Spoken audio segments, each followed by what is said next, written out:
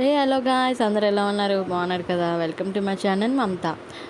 ఈరోజు నేను ఒక స్పెషల్ డిష్తో వచ్చాను.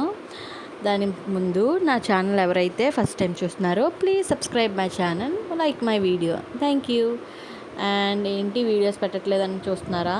మమ్మల్ని పెట్టట్లేదండి, టైం లేక మా బాబుతోనే సరిపోతుంది. సో అందుకనే కొన్ని షార్ట్స్ అయితే పెడుతున్నాను. సో వీడియోస్ కొంచెం లేట్ అవుతుంది. సో అందుకనే ఈ వీడియో మాత్రం ఫుల్గా చూసేయండి. ఆ రెసిపీ చాలా బాగుంటుంది. అది ఏంటో కాదు, ఫ్రాన్స్ పికిల్ అనమాట. ఆ ఫ్రాన్స్ పికిల్ ఎలా చేయాలి, ఏ విధంగా చేస్తే నిల్వ ఉంటుంది అనేది నేను ఫస్ట్ నుంచి లాస్ట్ వరకు అన్నీ మీకు పిన్ టు పిన్ చెప్తాను. ఓకేనా? ముందు మనం ఏంటంటే మనకి ఫ్రాన్స్ ఉంటాయి కదా, రొయ్యలు, వాటిని చాలా బాగా క్లీన్ చేసుకోవాలి. క్లీన్ చేసుకోకపోతే స్మెల్ ఉండిపోద్ది. లోపల దానికి ఉంటుంది కదా నరం, కూడా తీసేయాలి. నరం తీసేసి చాలా బాగా క్లీన్ చేయాలి. తర్వాత ఉప్పు కారం వేసుకొని పక్కన పెట్టేసుకోవాలన్నమాట. తర్వాత మనం ఒక పెద్ద కళాయిలో ఆయిల్ ఏమీ వేయకుండా ఓన్లీ మనకి ఫ్రాన్స్ మాత్రమే కొంచెం అవి వాటర్ ఉంటుంది కదా, అవి ఇంకే వరకు మనం ఫ్రై చేసుకోవాలన్నమాట. బాగా ఫ్రై చేసుకోవాలి.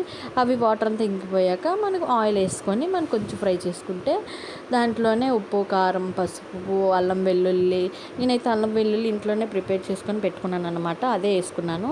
అది వేసుకొని బాగా దోరగా ఫ్రై చేయాలన్నమాట. ఫ్రై చేస్తే చాలా టేస్ట్గా ఉంటుంది. నేనైతే ఉప్పు కారం పసుపు దానికి సరిపడా వేసుకున్నాను. అయితే మీరు కూడా మీకు నచ్చినంత వేసుకోవచ్చు. నేను మసాలా ఏమీ వేయట్లేదు, చికెన్ మసాలా ఒకటి వేసుకున్నాను అంతే, ఇంకేమీ వేయలేదు. చూడండి, మనం హోమ్ మేడ్ చేసుకుంటే చాలా మంచిది కదా.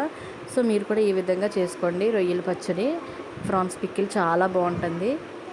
నా వీడియో వాచ్ చేసినందుకు థ్యాంక్ యూ సో మచ్.